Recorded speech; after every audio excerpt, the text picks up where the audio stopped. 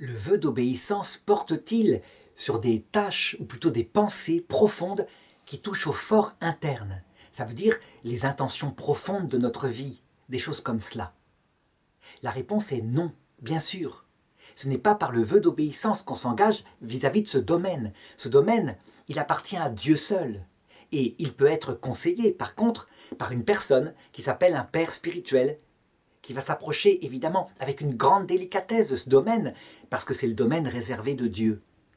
Pourquoi il n'y a pas d'obéissance à ce niveau-là? Parce que justement, je l'ai dit, la personne doit être adulte, doit être une épouse quelque part, ou l'amie intime de Dieu pour s'engager dans un vœu d'obéissance qui portera sur autre chose.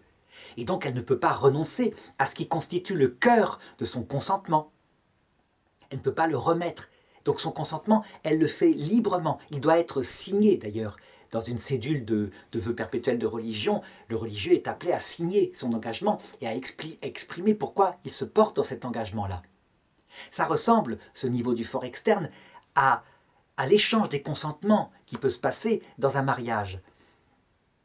Sauf que là, il porte sur une chose auquel on ne renoncera jamais, l'amour du Seigneur, et à cause du Seigneur, l'amour du prochain.